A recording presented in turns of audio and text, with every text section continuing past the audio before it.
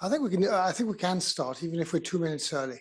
Let's start slowly because we've got lots of things that we would like to talk about, us and you, hopefully. So the genesis of this particular panel was to try and sort of just move slightly away from the project itself and the actual very pragmatic or practical questions we had to raise, and start looking at questions that were less pragmatic. That were probably those that we had left on the side, or those that appeared during the project and that would need to be addressed in a more or less distant future.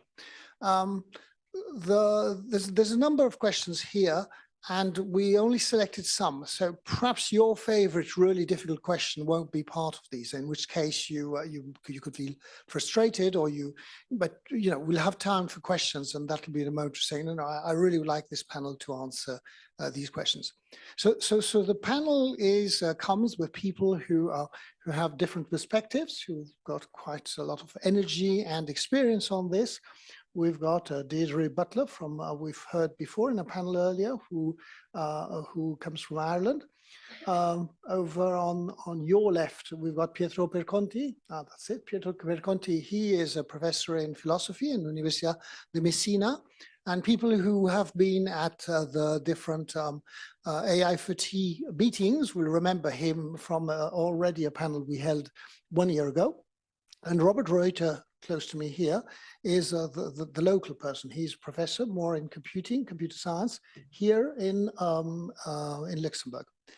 So voila, so the way we intend to do this is we've got 3 questions, perhaps a 4th, and each one of them has had to do a bit of homework and think about first answer to one of the questions. The other 2 will also argue, and you will be more than encouraged to argue.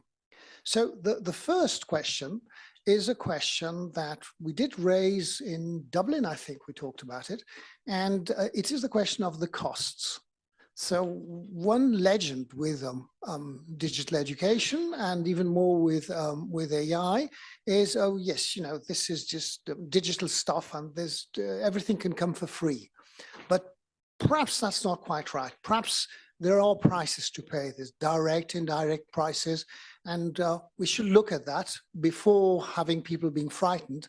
So the person I'd like to ask about this is Deirdre. Hello, everybody. And if I was being the real teacher in the room, I'd say, yeah, everybody now come down to the front and we'll all talk together. But I won't embarrass you. No, and I think costs, and I think we really have to think of costs, not just of for me, it's not just the cost of the tool. It's not just those sort of direct costs that you think of. How much is this piece of software going to cost? Because to be quite honest with you, a piece of software in and of itself is never going to do anything. The technology in and of itself does nothing. It's actually inanimate, because it is the person who's going to use the technology brings with them their perceived need, their perceived usefulness, but more importantly, they also bring with them their values, beliefs, and assumptions about what knowledge is, what learning is, what technology is, what the learning design is. So they bring that to the situation. So you have to say to yourself, well, if you look at it, and I was delighted, I made notes this morning of all the different things that people talked about, and they all refer to the cost. So when you're looking at, and that's why even the simple question about sort of education or learning, sort of what does it mean? What do you mean by knowledge? Who designs the tools? So, etc. So there's lots of different things you have to consider. You also have to consider the costs at different levels. So if you're talking about the word that kept coming up from early this morning was ecosystem. So if you think of the ecosystem and you think of all the players and actors that are involved in a sort of learning environment, you're saying to yourself, okay, who's at the supra level? Who's at the macro level? Who's at the meso level? Who's at the micro level? And then another word that kept coming up all the time was policy. So who designs the policy? So who's involved in designing the policy? And at the same time, if only certain actors are involved in designing the policy, well, then they're perhaps designing the policy for the needs that they think are required in the system, and they're not actually reaching out to the other actors within the system. And that's all related to cost. Because then you may think, if you decide on a policy, and you're going to, and of course, policies are only as good as the implementation.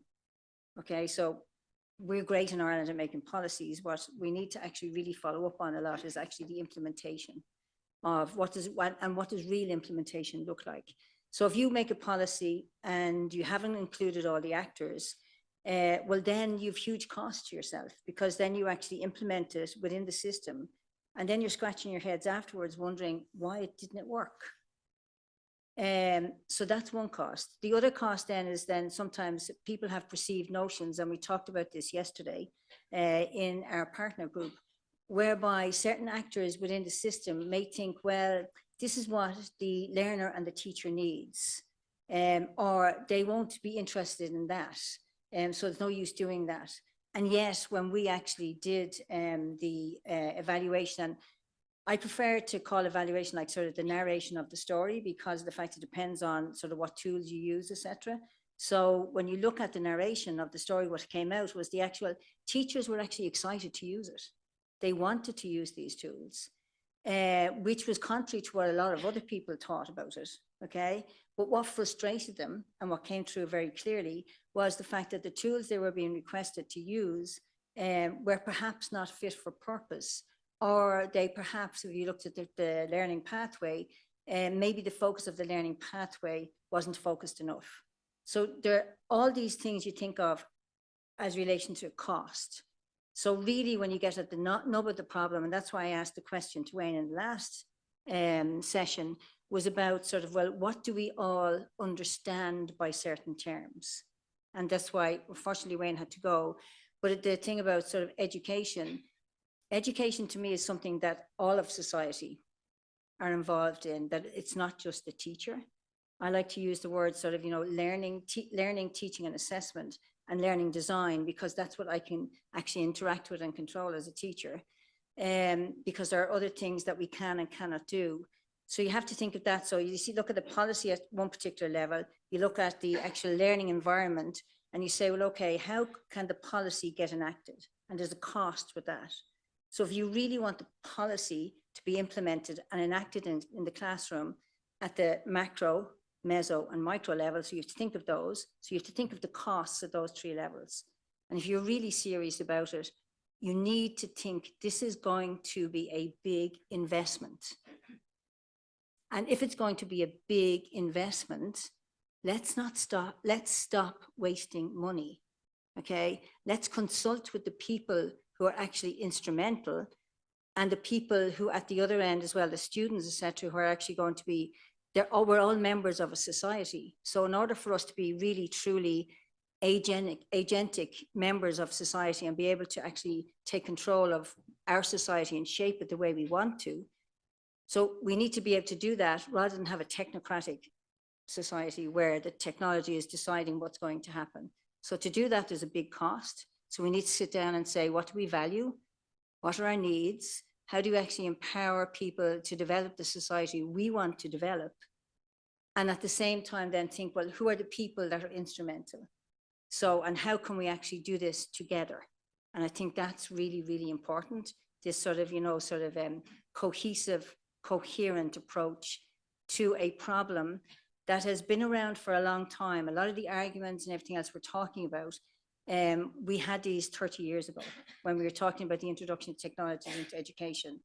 But because it wasn't immediately apparent what the actual implications were going to be, a lot of these discussions didn't come up. However, now the technology has raced ahead so far, and it can do particular things, and you have your misinformation, and you have your disinformation, and you have your critical literacies, and you have all these things. Now it's at a juncture where we really have to sit up and pay attention and say, okay, acknowledge it's going to cost, then decide how can we actually make sure our investment is good for society, and that we can actually have the best society for humanity to live in, that can actually extend and augment and leverage the technologies for our purposes as human beings.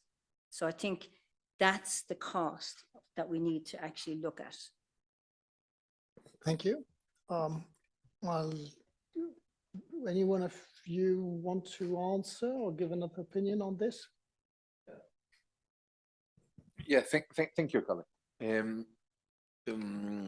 Yes, the the issue of cost, of course, is a key issue.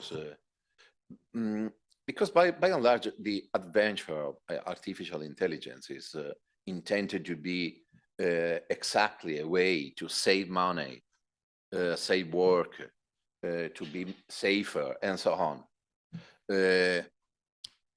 So the question is right. It is the same also in artificial in education field or not? And I would like to take advantage from the Colin's question to make the general point I would like to make this afternoon.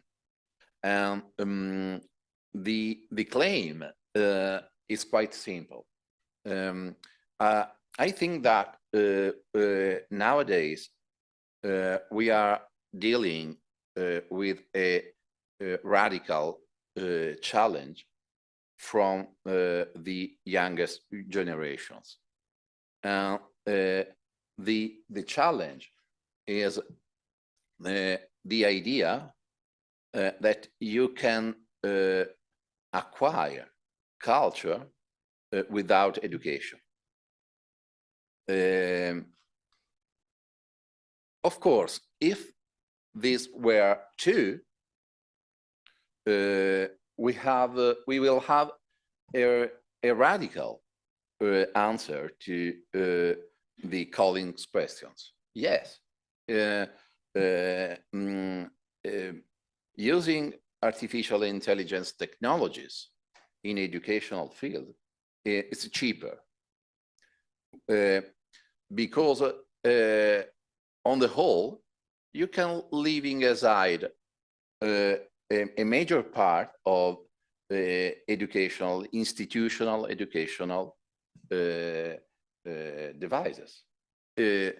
And they are very expensive, of course, colleges, schools, universities, and so on. When I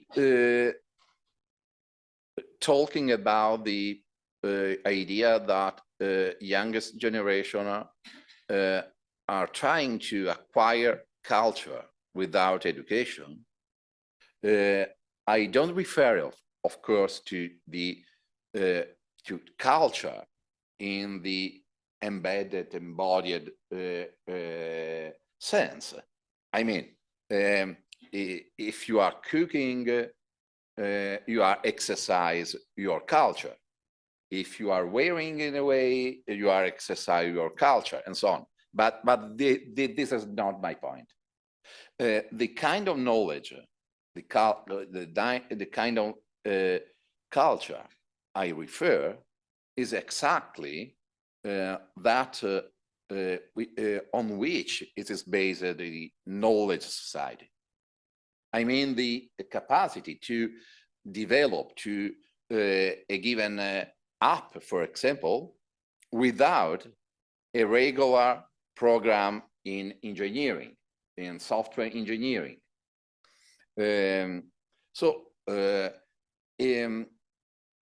I will try to show better this point later, talking about what nowadays is learning other languages. But for now, this is the point. Yes, if the challenge is well established, using artificial intelligence will be very cheaper than now. Yeah, thank you. I think that sometimes using new tools is also making the cost more invisible. And this gives us the impression or the illusion that it costs less. It's a bit like when you replace letters by emails. Yeah, for letters, everybody knows because it's material, it's paper, it's the envelope, and you know that the stamp that you put on it, this is something that costs. Okay, so you replace it now with email. it's cheaper. Per message, of course, it's cheaper. But when you look at the number of emails you get, your time savings are gone. And I think it's the same with internet technology and now with artificial intelligence systems. So you have the impression that, yeah, I can just ask ChatGPT to give me an answer and it will do it automatically, as if this costs nothing. But yeah, behind there is economic cost, but there is also energy cost and most probably environmental cost that we as individual users having just a device in hands don't really see. But I also think it has another cost, which is it makes, it generates this impression that the access to this knowledge or this culture is easy, while becoming a member of a community of practice and community of learning is something that requires an effort and time. Okay, thank you. So 3 points of view. We're going to continue a little bit with the discussion about costs. Does anyone have some thoughts they want to share? Have we got a microphone? Lena? Yeah, over there.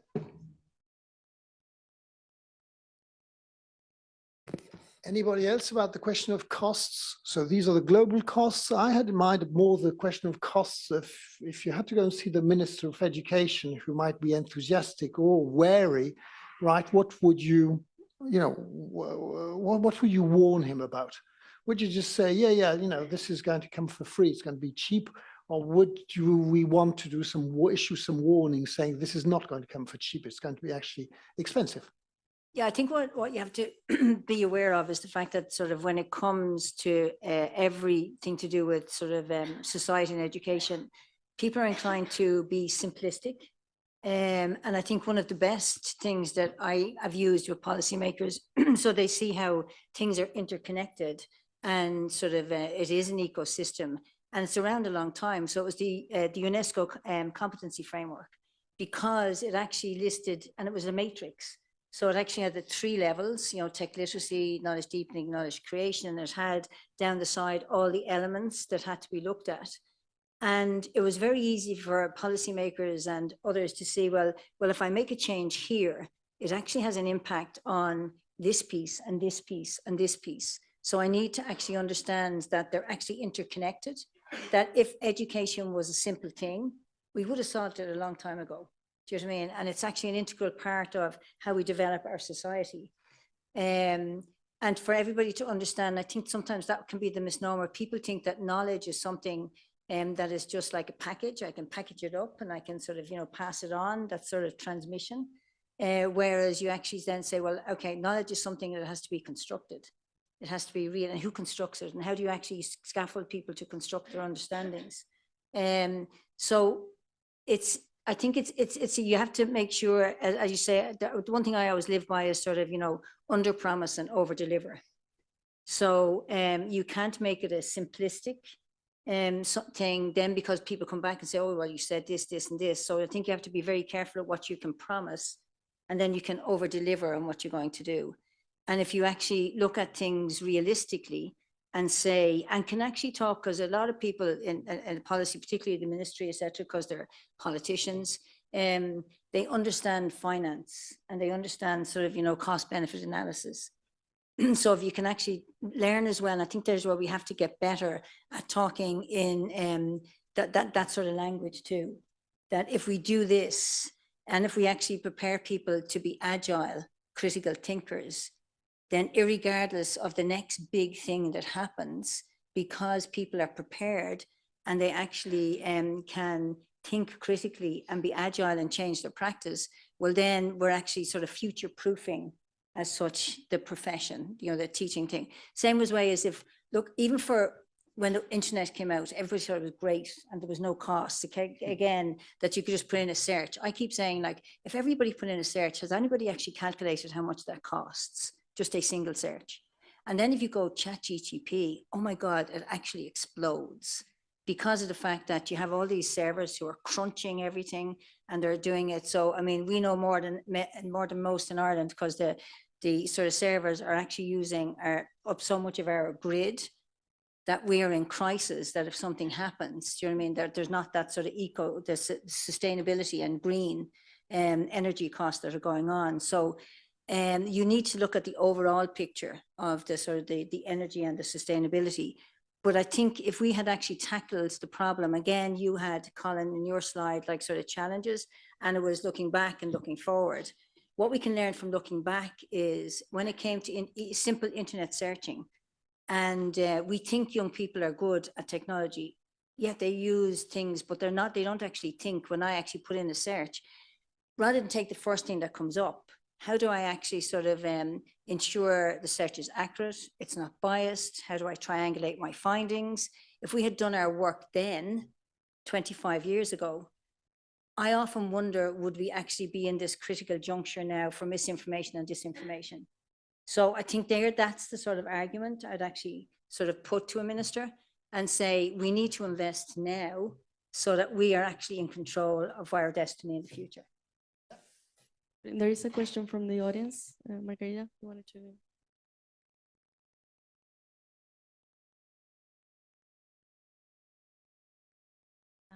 Maybe it was also about bringing these aspects. That it was generative AI is using existing material, and this existing material has been required to invest the cost also in production, and also there's copyrights and there's all these things, and just maybe adding a layer of difficulty on that about how also something that could appear to be free or that some companies are making as a paid service is based on something that already has maybe a non easy to recognize and acknowledge cost, and how this has an impact also on the future.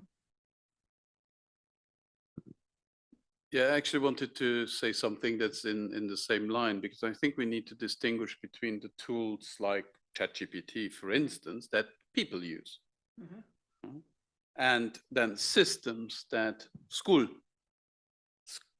systems or entire nations put in place, which of course then need to be submitted to a cost benefit analysis, because taxpayers will pay for it. While when I as an individual decide to use a free under inverted commas, because when it's free, I'm the product.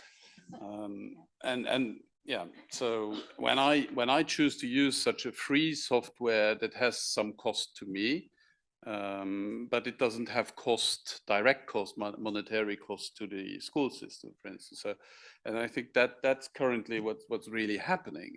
It's less these adaptive learning, this pushing knowledge in nicely chocolate covered ways into the heads of people or kids. That is currently the big trend. It's these other tools that students use basically to play the system. And that, of course, also has a cost, because I cannot imagine that the investors who invested a lot of money into OpenAI, to call these, will not expect return on investment. It's a bit like back in the days when Facebook and the likes were happening. I was kind of naively optimistic that this is now giving a voice to everybody.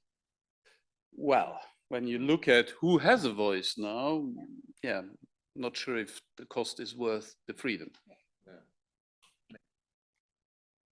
Situation. I think that you are right, Deirdre. Knowledge could be intended in a twofold way. First, like something that is given, in a sense, and second, like something which is constructed. Maybe in the until 10 years ago, artificial intelligence given us more the idea that knowledge is something given. We have a lot of database, a lot of information that we can grasp. Okay, but the artificial intelligence today is generative in kind. And this means that you are constructing more and more knowledge during you use the devices and you are talking with other people. So what all this means for the costs? Maybe we can figure out the situation that way. If you consider knowledge in the first draft of artificial intelligence, it is like to buy a car to travel. But if you use the recent version of it in artificial intelligence, that is that it is generative in kind, it is like if you are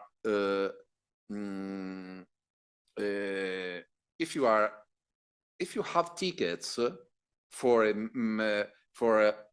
example for the U-Bahn in Berlin, you haven't any car, but you can in a generative way use the possibility to travel everywhere in Berlin or in Paris. It doesn't matter. If you will look the things that way, maybe we can appreciate that the recent artificial intelligence could be understood more like an investment than the previous version of artificial intelligence, because of your distinction. In the first case, you have knowledge like something given, and in the second case, you manage knowledge like something that could grow up during the use. So an investment.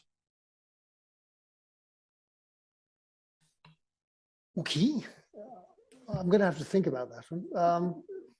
Because the word generative just worries me a little bit in that sentence. I mean, I can see your, I think I can see your point. I don't see why you're calling it generative knowledge, because we're generating it as we are consuming it. So we consume and generate at the same time. Yeah, because suppose we are chatting with ChatGPT, yeah.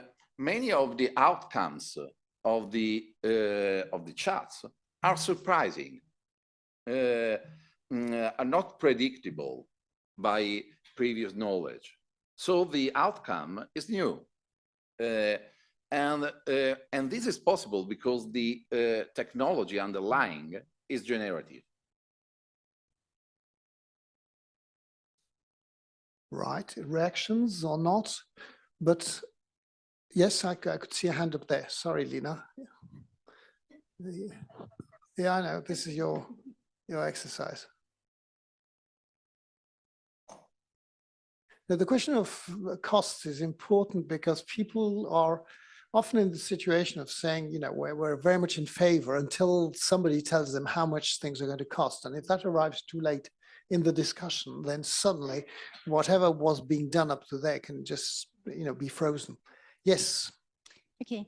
Now, I just wanted to also come back what Bob said before, like on the notion of time. I find it very interesting because I have the impression that people never had as little time as they have now. They are so busy as they have never been before. And this is how digital technology is often sold in the way they say, like, it makes your life easier, you gain so much time that you can invest in other things, but it's actually the absolute opposite. And I think this is also only for promotion of these technologies, because it doesn't make our life easier in any way. Also with all these risks, all these ethical considerations, the data breaches and everything, our lives have never been as complicated as they are now.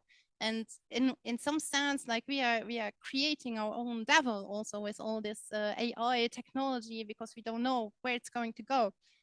This is one point. And the other point, I think the main cost, in my opinion, is also people's mental health.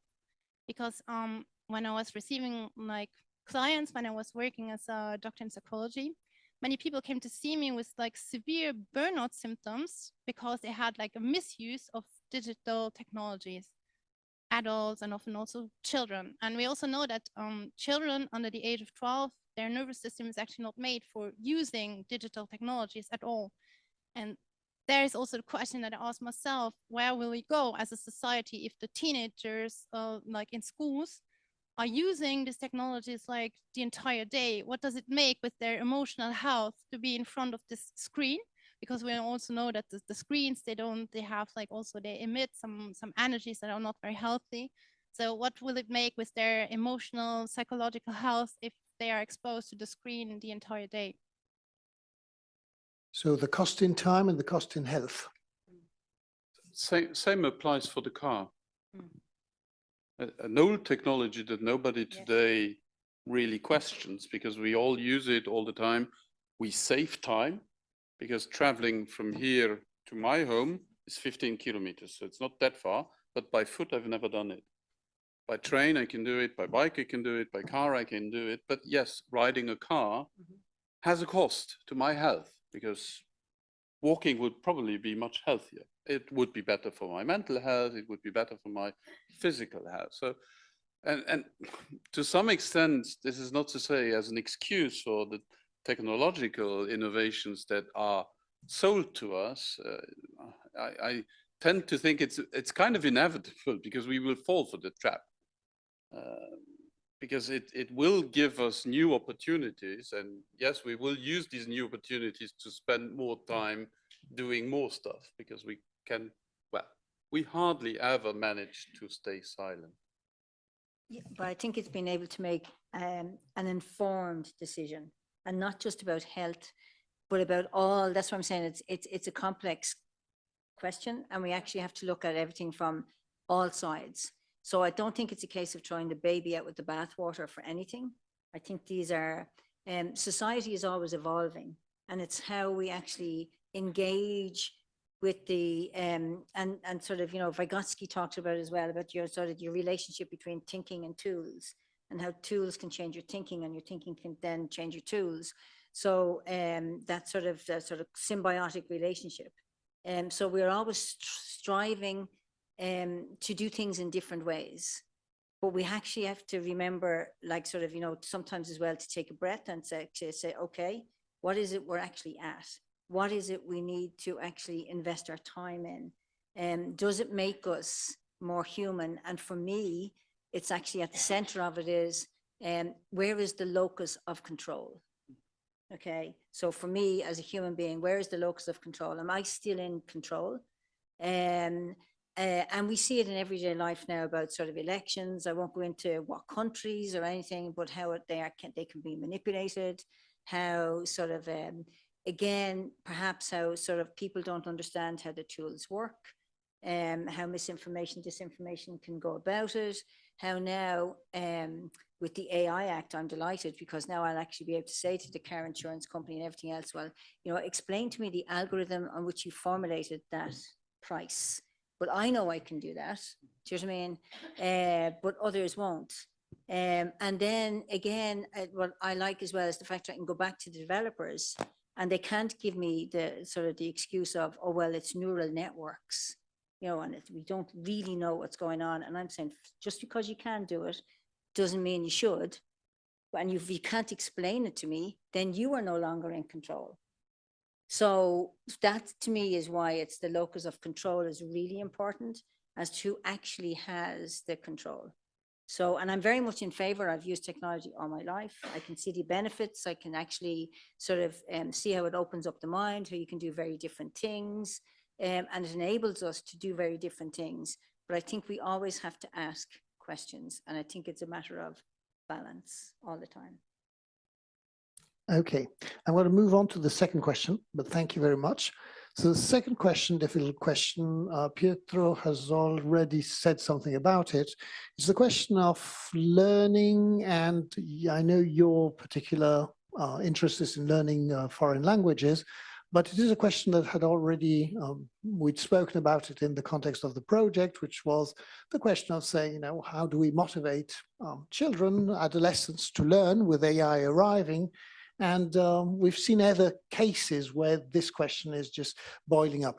To be fair, when we actually thought about what we were going to do in the teaching, we had these objectives. And one of the objectives was start thinking about, you know, what are we going to have to learn, and how what we learn about is going to change because of AI.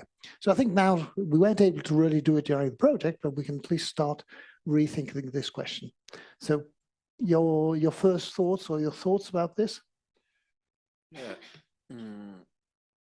Yeah, everything is rapidly changing in artificial intelligence, but in the field of language,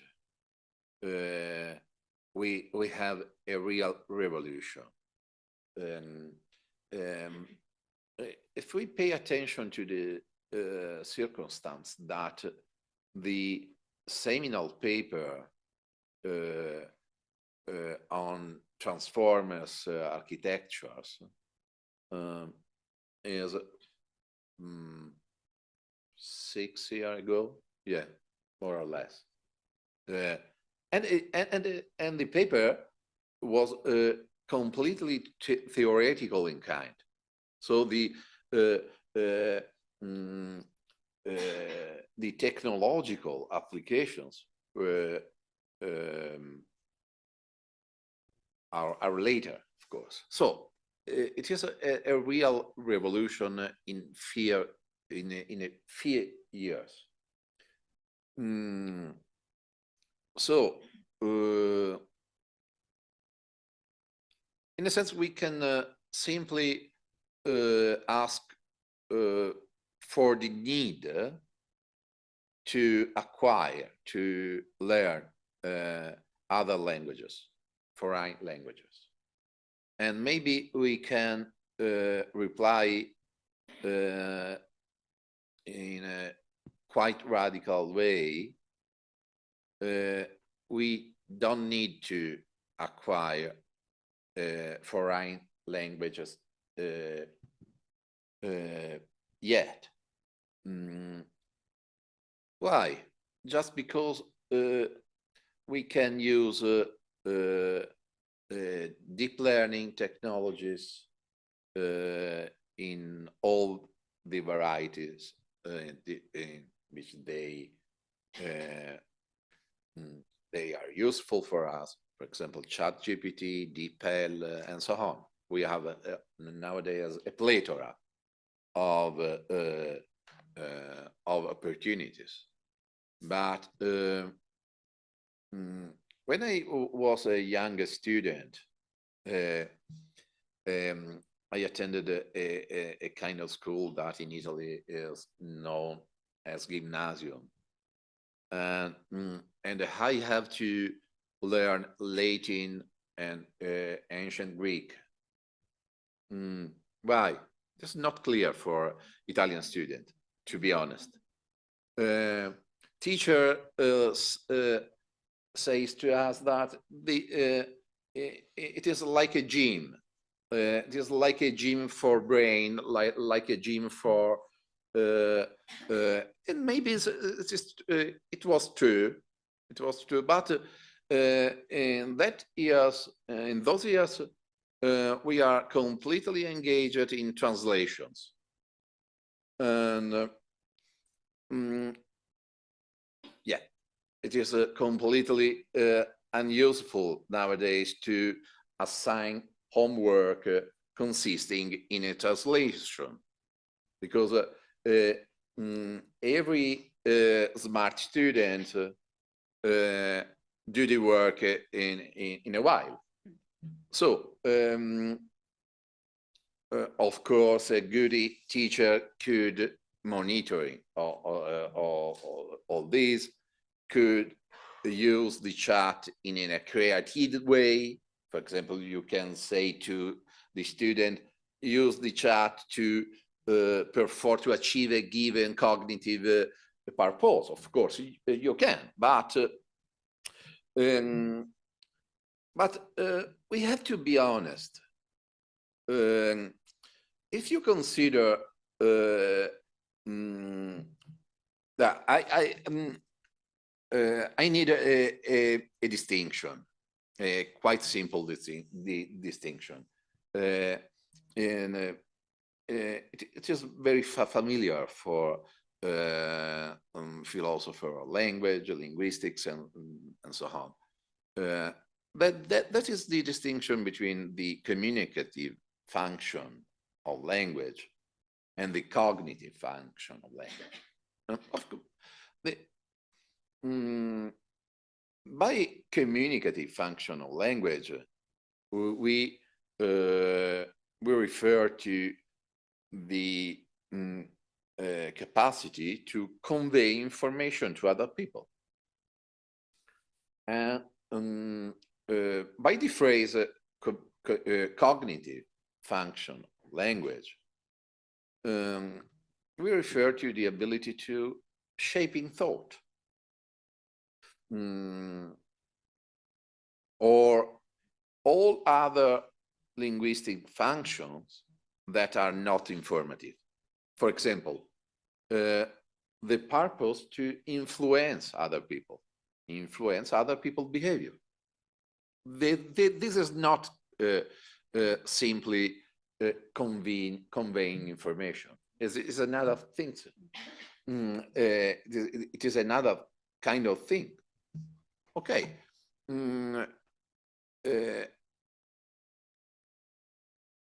My doubt is that if we are relying on deep learning techniques about language, maybe we don't need anymore to learn other languages for communicative purposes. Maybe not yet. Right now, you can use this technique maybe to write, but if you use Zoom, for example, you can appreciate a new feature, captions and translating in the same time. So maybe I'm speaking in English, and then you can observe, caption my what I'm saying in your language. It is like glossolalia in the gospel. Yeah, it is magic, and we have to imagine that in the middle term, all these abilities, all these possibilities will be available for face-to-face communication. So why you need to learn Chinese just to communicate with Chinese people? Maybe it's not mandatory, not yet. But what about the cognitive side of linguistic competence? Maybe we are going to idiocracy. Yeah, we will be all able to communicate with every people around the world, but without understanding nothing. Or yeah, I have in my mind a lot of of philosophical suggestions about the way we shape our minds by means of language. And I'm worried about this capacity. But Colin says to me, yeah, maybe this is an elitist worry. This is for the third question, of course, but I would like to anticipate a point here. Yes. What is the risk we are running? Maybe youngest generation will be able to communicate virtually with every individual around the world, but they are not cosmopolitan,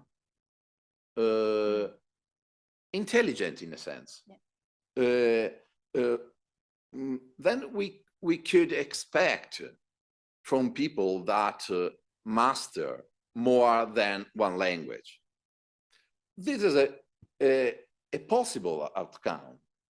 But another possible outcome is that people will acquire the same kind of openness in mind in other way, not using language, but for example, by traveling. It is this possible. It is really the same. Open your mind by traveling. Open your mind using language. I don't know. I don't know, because traveling and so on are just culture construction. And on the contrary, language is a way in which our brain is naturally made up. Okay, so I know I'll want to answer, but perhaps do you want to answer first? Go on. So maybe a point of view from Luxembourg here, because we are in Luxembourg. Because I've been trying to use these automatic translation, these machine deep learning algorithms to translate into Luxembourgish. You still need to learn Luxembourgish, sorry. From Luxembourgish to English or Italian, it's probably quite good, especially into English. It's quite good because English is the main training language. But then I would never dare to translate into Portuguese, Hebrew, or Italian, even though I did Latin, coming back to that later, because I don't trust the answer that I get from the automatic translation. So even if the translation for communicative purposes is good enough, I would say, I would never trust the tool to do perfect Chinese translation if it's a high stakes translation. So in that sense, I cannot avoid learning these foreign languages because I want to keep a part of the authorship.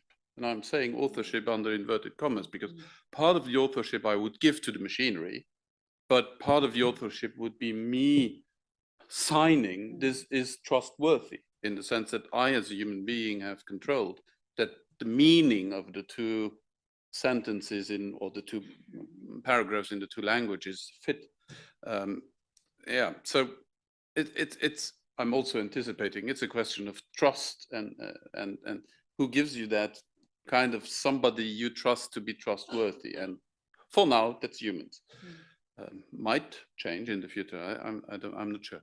The other point of view from Luxembourg is that I get it because I did gymnasium too. I did Latin, not ancient Greek, but yes, it gives you richness of thought. And in Luxembourg, we spend years, literally 13 years of schooling to have kids learn Luxembourgish, German, French, English, sometimes Italian, Portuguese, Spanish, Latin, Greek, Chinese. But that also comes at a certain cost. in the sense that when you look at the Luxembourgish educational curriculum, we lose out a lot of hours on science, in primary school especially. So I get it why language gives you a tool for thought, to also quote Vygotsky, but on the other hand, yeah, it also comes with a cost. And it's a bit like one of my mathematics professors back in the days always said, you still need to calculate 2 digits times 2 digits in your head, because you never know when you will be an adult in a supermarket, you will be able to have to calculate that in your head because you will not have a calculating machine. Yes, I do.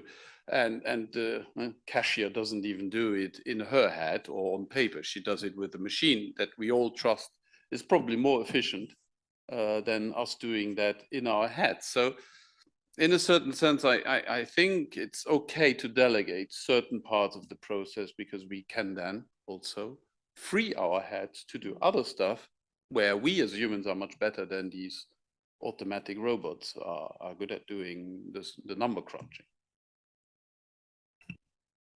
What I thought was interesting was you used the sort of, the biblical thing of sort of the power of tongues, but at the same time, and automatically another biblical image came into my head, which is the Tower of Babel, where they may all be talking just Babel, because of the fact that, again, back to your point, how much of the actual sort of machine translation can you actually trust? And then for simple, even sort of, sometimes it may not actually, just staying on the communication level, it may not actually communicate the correct message, because it depends on, it depends on context mostly. It also depends on even sort of, a culture. Again, because if we use the word rain, let's say in Ireland, well, that's not enough. It needs to be soft rain. It could be drizzle. It could be misty rain. It could be heavy rain. It could be lashing. So we have as many words as rain as the Eskimos have for snow. So that's why it's really important as well to actually understand. And then again, as well, I only realized when I started to travel is useful as well, but also talking to people about different things. My understanding, let's say, of curriculum was completely different, because I came from a context in Ireland where curriculum for us was just a set of principles and an underlying philosophy, etc. But when I went to America, oh my God, curriculum meant like sort of this, dunk, dunk, dunk, dunk, and then step. And I was like wondering for ages before I could actually understand. And it's the same language. It's the same language. That's why I used the example. It was the same language. So I think it's more than sort of, communicative sort of the powers. It's also when you talked about sort of cognitive functions, but then you talked about sort of language. I also used to persuade people. So certain people are really good at persuasive language. So I'm using the language for a certain purpose. And that's why I think the things like sort of, particularly now with sort of things like sort of the TikToks and everything else that, and again, how they actually get their feeds. Again, it's sort of narrowing and narrowing and narrowing their sort of sphere of influence and the type of language that's being used as well for certain purpose. So I don't think it's encouraging the openness of mind. And I think an awful lot of things can get lost in translation. So again, different languages like Gaelic, it's very musical. We have ways of saying things which are very precise, because we were even laughing about sort of when we got the translation, the evaluation report, let's say, done initially, and the international one done in English.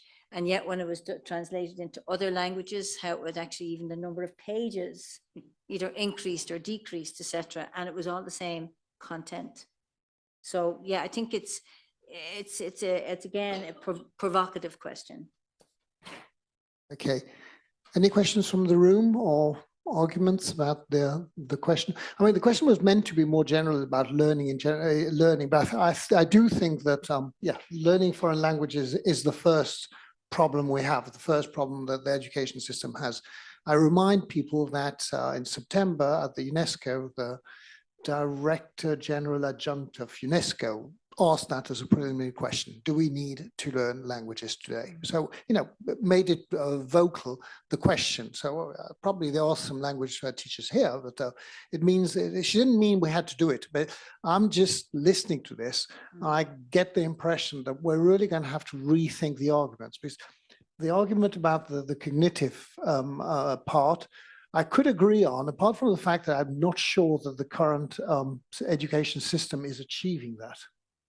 Okay, so you'd have to first convince me that after 7 years learning languages in the country I live in, which is France, the people are reaching the ability to think in that language, or that their thinking process has been modified because of having done 7 years of foreign languages.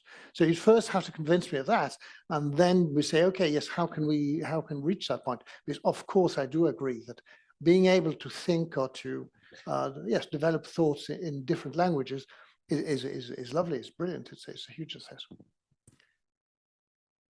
Yes, go on, Axel. Yes, thank you very much for the panel and the question. Very difficult question about foreign languages.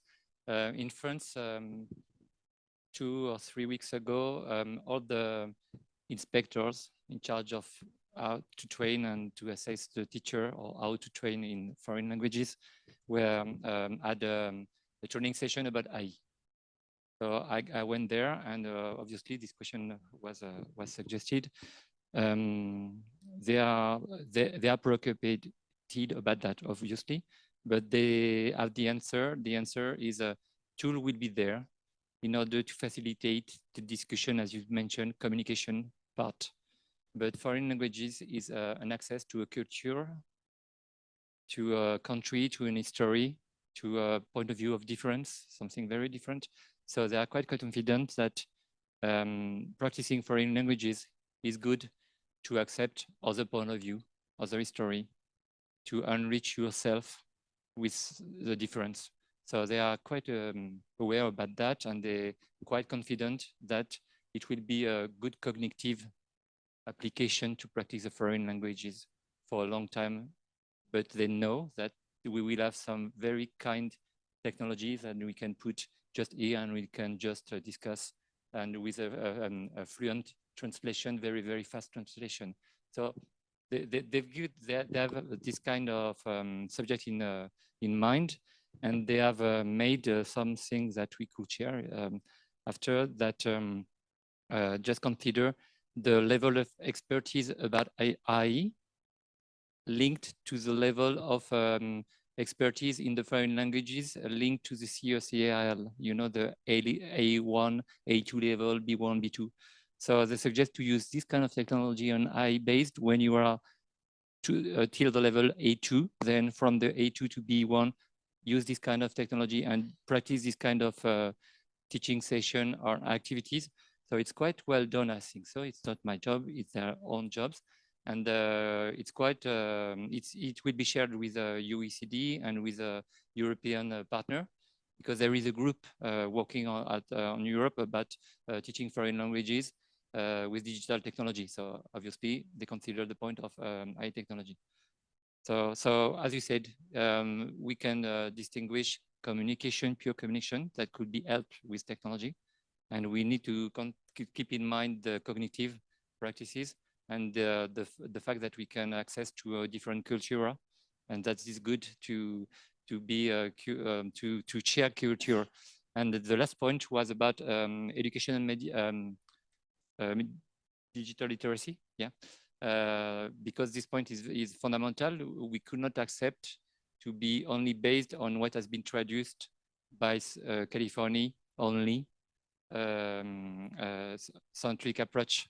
So we cannot accept that only an English trained model translate the other languages, because as you said, for example, I was thinking about the snow for the Eskimo, or the white, the color white. We've got only one white in France, the word white, and the Eskimo have 27 variation of white, and for us it's exactly the same. So you did Deirdre with rain, okay? I got the point. So I think we can to keep these two things, and I finally answer end with Chomsky, which is quite good as this, who is quite good as this subject, and we've got something very, very difficult for us to consider. Chomsky said, okay, with AI generative, we've got language, but we do not have thought.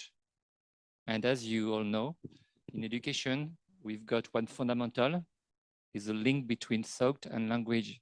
So we need to keep in mind that now we've got a lot of language, but there is not at all so.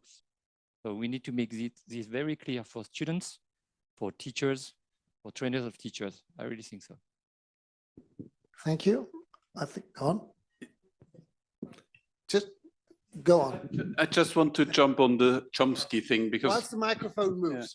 because I think that Chomsky also has a beef with connectionist neural networks, and he's trying to win the war in what is language. But yeah.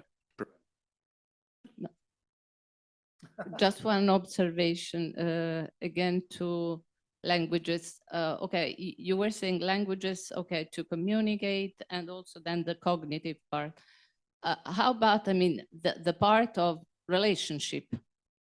So I really tend to think, and I want to think, that artificial intelligence translations won't replace the feeling and the possibility, let's say, that you have to create relationship, not connections, because, okay, you can create connections, but how about relationship and the value, let's say, of what would be the cost?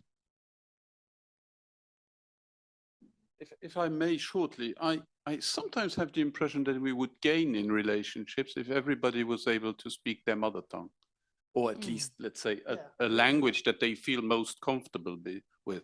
Because sometimes I have the impression that when I started studying in Belgium, and my French was not very good back in the days at the age of 19, because the Luxembourg school system taught me that I couldn't speak French, basically. I had the impression that I appeared more stupid than I was. So if my professor back in the days would have had an automatic translation, I could have spoken Luxembourgish or German or whatever, and it would have automatically translated into something that would sound intelligible and intelligent. I kind of would have liked that. Yeah, probably yes, but you would maybe lose the human factor in the relationship, which is, I think, at the basis then. And this is the reason why I think we keep through teaching and learning languages. This is one of the motivation I would bring to the table, to keep learning languages, also assisted and empowered, let's say, by the artificial intelligence, but to, you know, as a support, as an augmentation of what I can do. But I would finally, let's say, manage this relationship part, which also is the thing that we need at, you know, high level, negotiation level, peacekeeping, if we were able, let's say, to establish this kind of relationships. I'm going to jump in here with a personal note. My parents lived together for 50 years. My father spoke invariably Spanish, and my mother answered invariably in English all their lives. Yes, playbill. So it's perfectly all right, each one speaking their language so as to mean what they really wanted to say. And there was no problem of relationship. Well, yeah, that's because each of them understood the other. Yeah. And that enhanced the relationship. But and you can use, as long as I can, and that's where it gets difficult, because there's also automatically the assumption, particularly when you talk about sort of machine translations, that it is a machine that's doing the translation and it has been trained. So it doesn't always catch the nuances. Yeah. So this is what I meant. Yeah. So your facilitator or your lecturer you were working with may have thought yet you could have been even more stupid, depending on the translation. True. So I think that it has to be very there are, and I do agree that it's about a culture, because the whole thing about, even when you think of even the structure, and I'm talking about Gaelic because I understand it, even the structure of the language and how it's actually completely, if you put it is actually like backwards. It actually says things in a very different way.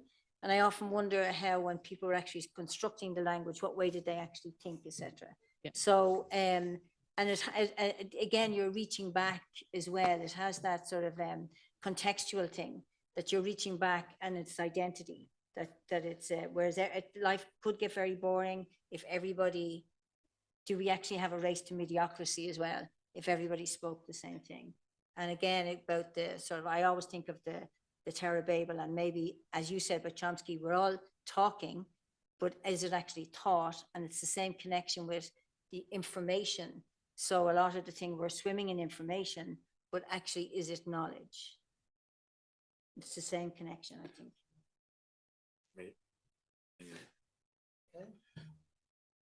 So, no, go on. Yeah, I'm impressed from the observations about the, I realize that if we stress the idea that using language, we are shaping thought,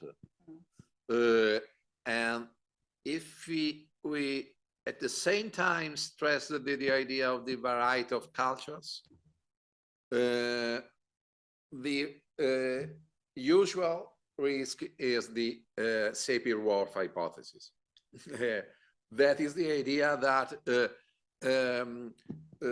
because in certain culture, people are able to classify things in a more detailed way. For example, Inuit have 100 of terms for snow. It is not true. It is a legend. But because they are a lot of terms or words for snow, they are able to distinguish the snow phenomenon in a more sophisticated way. This is false, because languages are endowed with phrases, not just single words. So you can classify a given phenomenon using words and using phrases or sentences. It doesn't matter. And actually, according to Hjelmslev, for example, human language has a magic feature. All it is understandable, you can say using every given language in the world. There is not a given word that it is impossible to cover a given meaning. Maybe is you have to use a lot of words, a lot of sentences, of course, but it is every time possible. In a sense, language is democratic. But this not means that acquiring other languages is unuseful, because actually, in a sense, you become smarter. Yeah, in a sense. And I think that this is not politically incorrect. This is a just matter of observation. And introducing artificial intelligence technique in other language learning should not to force us to stress only the communicative side of language, because we can use the same technologies also for the other function of language. I mean, I am a fanatic of language, as you can see. So I use it to use ChatGPT for idiosyncratic purposes. For example, I would like to write a sentence in English in a given way. So, but I'm starting from Italian, and I write the sentence in Italian just to produce the intended sentence in English. Why? It is completely unuseful. It is just because I am a fanatic for languages. So, but imagine that teachers will use ChatGPT in a similar way, like a game for the students. And so that technology that is intended to cover communicative purposes could be useful also for exercise other communicative linguistic skills for the cognitive side of linguistic competence. Bon, we're moving on, but I mean, I entirely disagree. Okay, no, but we'll move on. Thanks for those thoughts. The last topic that I wanted to touch was one that we've already been talking about with, well, two different aspects. The aspect, they both kind of start with the same letters, so the aspect of truth and the aspect of trust. So you've got the same letters at the beginning. And I know that Robert is interested in these questions, so I think I'll let him start. Yeah, thank you. So I'm interested in this question because I recently, well, a few months ago, heard a radio show that was produced by the Ministry of Education in Luxembourg. And I was invited but not able to attend, so I listened afterwards to it. And there was a colleague who is a philosophy teacher in gymnasium in Luxembourg, and he said, well, we as adults are all very much aware of the fact that we need to be critical with anything that these generative AIs produce, be it picture or text or video or whatever, or oral utterances, because we know how it does it and that it is not necessarily to be trusted in the sense that it has no idea about the world. It just has a language model, so it can produce something that sounds like a language and sometimes might sound like it's factually true, but sometimes not. And so in the sense, it's philosophically speaking a bullshitter, in the sense that it's not even trying to lie, it's just saying stuff that sounds nice to humans. And he said, yeah, okay, that's nice for us adults, but 13-year-olds, they type in a question into ChatGPT about volcanoes, for instance, and it replies with something that sounds like a plausible and maybe even factually right answer. Why would they be critical? And this is right. This is actually a problem. But this is not a new problem. That's the same question we have been asking in education with the advent of the internet, Wikipedia. It's the devil's work, because anybody can write something on Wikipedia, as if everybody was intended to write something wrong on Wikipedia. Factually, that's not true, but and the same for the internet. Back in the days, the first generation of the internet, everybody was in panic that now you no longer need books, and probably the same, because I wasn't around 500 years ago, but I've heard that the novella was not a nice word. It was meant to signify work that was printed but was new, so not the Bible, and so every generation of new technology, of information technology, has this fear and panic associated with, oh, we cannot really trust this. But what actually can we trust? Because I don't think that we will ever have full and comprehensive access to knowledge.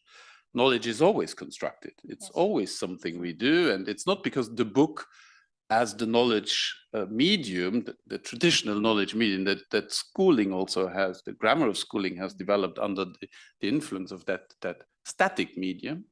It's not because it's static and it gives you the feeling of eternity that this is true. This has always been an illusion.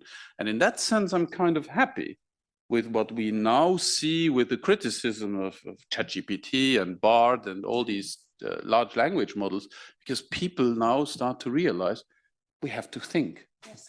This is actually a good thing. So, but then in the end, who do we trust? What do we trust? I think that's an interesting and difficult question, and that's where education, in your sense of the word, needs to come in, and then we need to educate young people to be able to distinguish lies, misinformation, disinformation, and bullshit, in the sense that I don't even bother if it's true or not, language. Yeah, and I think what it has bubbled to the surface, things that have been there for a long time, okay? These are not new ideas. We should always have been sort of educating people to be able to look for bias, triangulate their source. I mean, I remember my son is 34. When he was 10, he had to do a project. He was very excited. He came home from school, said it's great. He was going to pick, he was deciding what he'd pick it on and everything else. He was super excited. He went in school the next day, he came home and he had a face on him like thunder. And I said, like, what's wrong? He said, well, she's decided that we're doing a project on North America.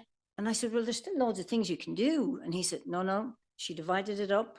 He said, I have the black bear. So, and so that was sort of immediately closed down, but he then manipulated the system, as you said. And the fact that what you do is you actually go in, he was playing Age of Empires at the time. Some of you in the room may remember it. And so the deal was he had to do 10 minutes on the project, and then he was allowed his half an hour on Age of Empires. Okay. So this was the deal. I always believed in sort of bribery and corruption. So it came to the time when the project had to be due in, and I said, you need to get your act together and you need to get this done. So he had a file where he was actually going on the internet. So he was copying and pasting stuff and sticking in the file, copying and pasting sort of like text and pictures. And then he was working on it. After a while I went in and I thought it was finished. And I said, what are you doing? He said, well, and this is where you have the whole thing about sort of truth and trust and everything else. I said, I'm just going through this and I'm just going to change the words. I think she thinks I won't understand. So he was able to play the system. So I think we have to be able to not underestimate what our young people can do and have always been able to do. ChatGPT is the only thing, generative AI is the only thing where I've actually seen the inertia of the university actually move. So we have been actually, I'm in my university now for 25 years, but beating my head against the wall about sort of, we need to change the assessment. We need to change the assessment. We're not asking them to do things, you know, that they, like, I just have to do a search on the internet and get all the information you need. And I can do what my son did. I'm sure all our students did do it. And so then there was actually fallout over, oh my God, there was teaching and learning committees, there was all sorts of people who never interacted with technology ever, were all suddenly up beating the drum. Oh my God, this thing about how can we now trust what the students give us? Again, it was back to the trust. Yeah. Oh yeah, they did that too. And it's a case of, so then again, it's instead of sort of tackling the sort of, you know, the problem head on, then you need to be able to talk with the students. I mean, I remember talking to mine, I always did sort of things where they had to sort of reflect and do journals, etc. And I remember saying to them now before, you know, there is this thing now called, you know, ChatGPT. You all know about it, and they were all grinning. And I said, you know, if I really wanted SH1T, bullshit, then I would actually just stick it in there. I said, but you're humans, you can give me way better stuff back. You know, you can do it if you want and that, and then actually, you know, craft it. But you need to be able to actually ask intelligent questions and ask them to do intelligent things. So I think there is that whole thing about, and I'm delighted it has happened because of the case of now people have to question the assessments that are being set, what we're actually doing, what consists of a learning task. How do we actually, you know, really do good learning design? How do we prepare people to actually ask the right questions? So, and I think it's great. I'm delighted that whole thing about trust has come up and truth, because whose truth is it? You understand something, I understand something. We're only here to provoke questions. That's the only reason we're on the panel, because we have different opinions and we're just going to say different things so that other people maybe think different things. And that I'm sure you have as many different opinions as we have, and you could equally do this panel as we can. So I think we're just here to actually provoke thought and actually look at the difference between truth and trust and actually have that debate. And I think it's great, you know? Yeah. Yeah. May I? Yeah. Regarding the key issue of trust, I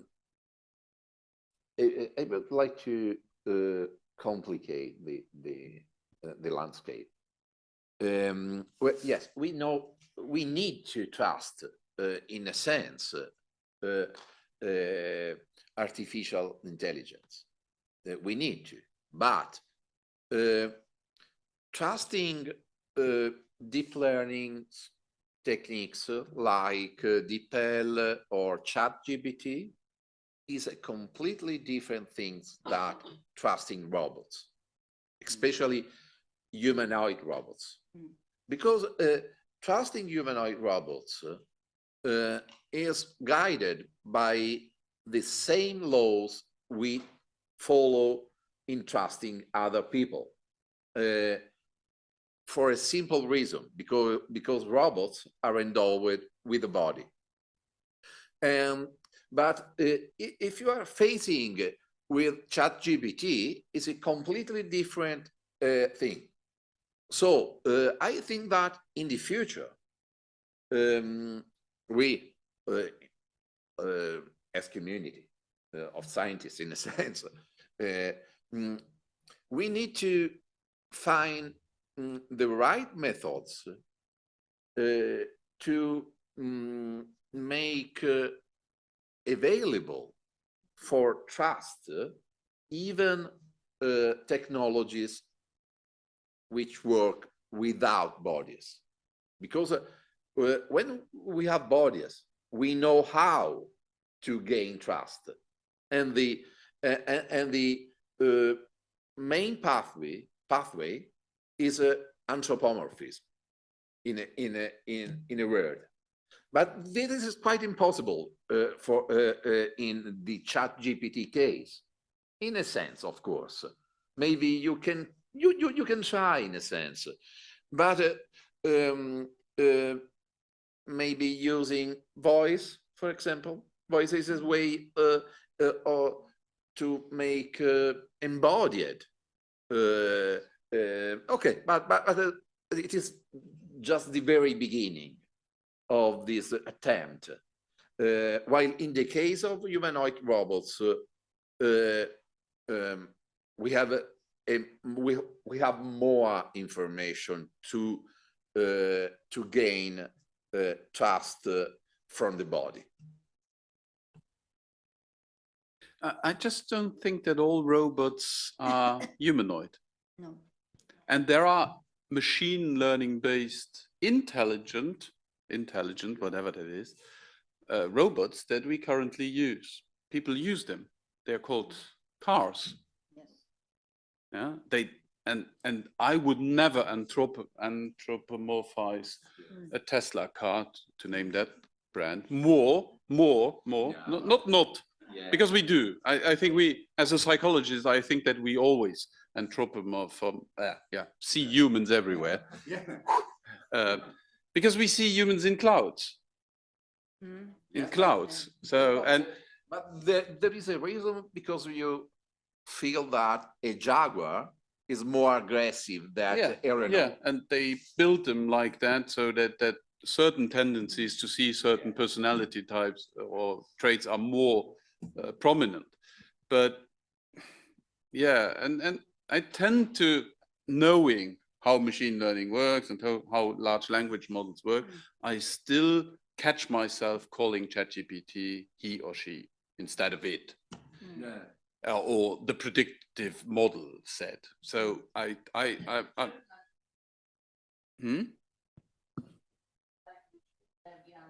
S. Yeah, but in English you have it too, but it's still it. Yeah, but I still think that we do see human intention where human intention is not. So in that sense, not sure. But some researchers attempt to create a genderless voice. Yeah, a nightmare. Yeah. It is a very, it is not ecological. So it is not so easy to provide an artificial intelligence with the right kind of body. Yeah, but even if you just take a lamp that moves, we think it has a soul.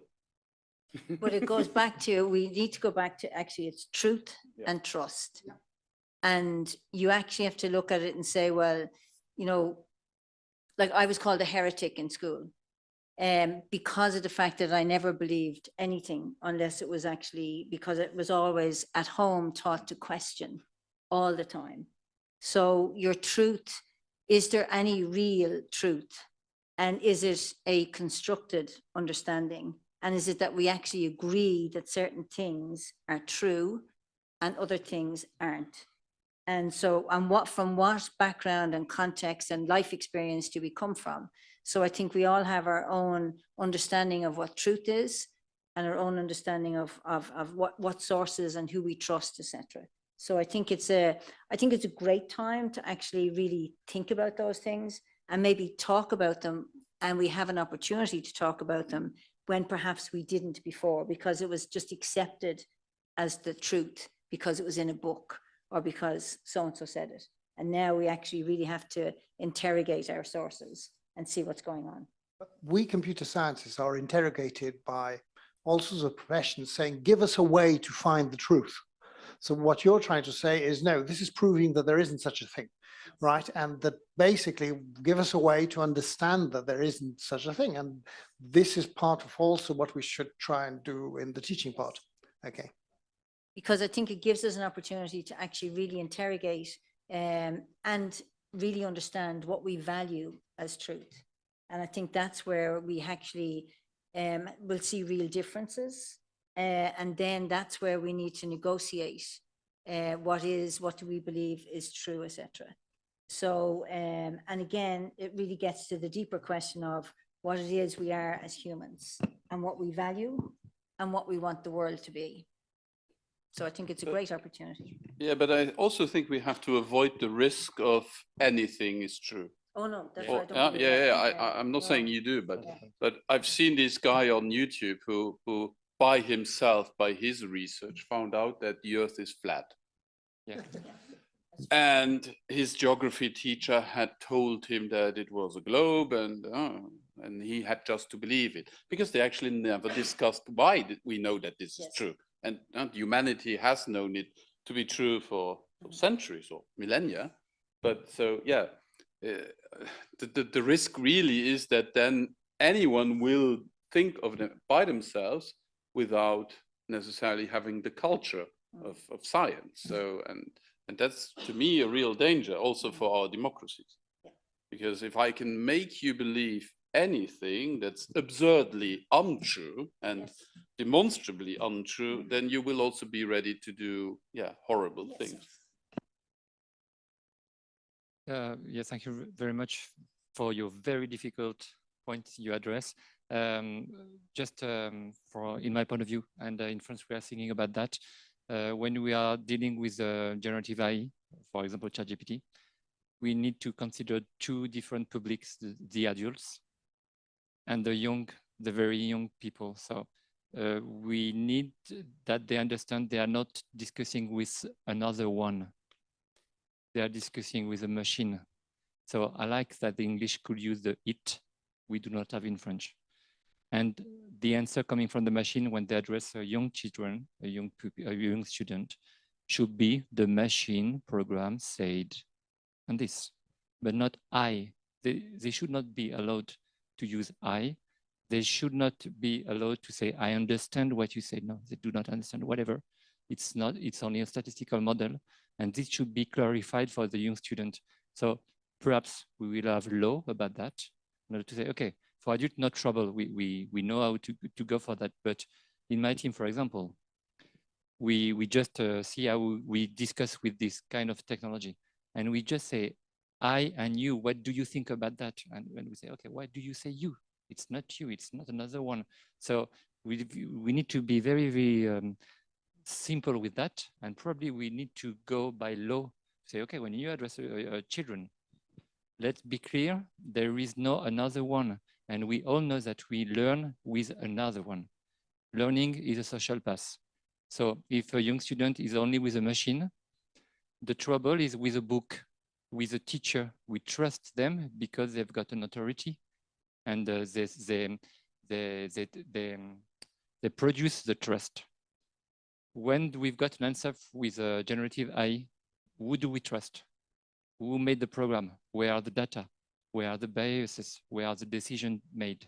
So it's very, very complicated. And the difference between Wikipedia or a book or a website is if you answer the same question 2 times or with 2 different people, we do not have the same answer. So they are not references. We cannot trust this kind of answer because they change every time. I think it's a very, very, very difficult thing, but we need to clarify that for students.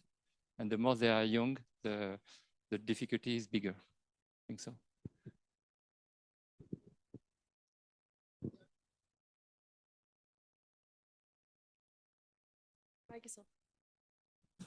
I actually tried to have a conversation with ChatGPT 3.5 about the I and you.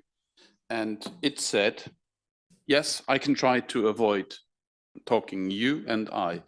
And it continued doing it because it's a chatbot. So it's producing language that is what we use as humans. And so it's emulating that. So it's even for this type of machine, giving it the rule, avoid you and I. It can't, because we can't.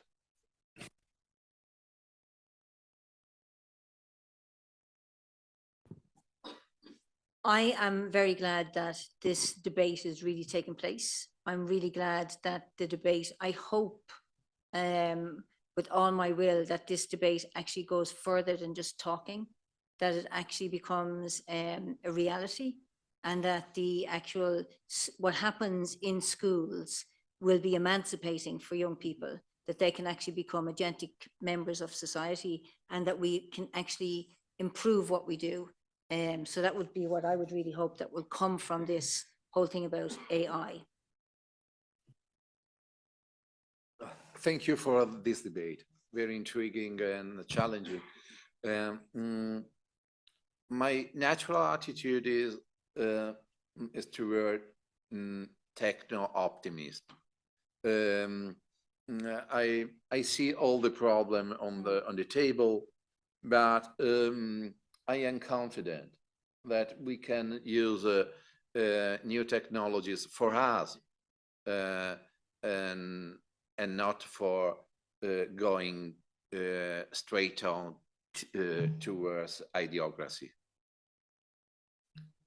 Okay, well, thanks a lot to the 3 speakers, and thank you for attending. I should say that, you know, at this point, I just realized that I'd love to have a 3rd edition of the textbook to add some more chapters. And it does show that, you know, this is still going to be living. We've still got so much to discover about this. So what I'm holding here isn't what I'm supposed to read. This is very important. This is where we go next. So I've got a map, right? So if we go out of the room and you stay with me, then I can actually bring you to the next place, right? This is the map. Okay, thank you very much.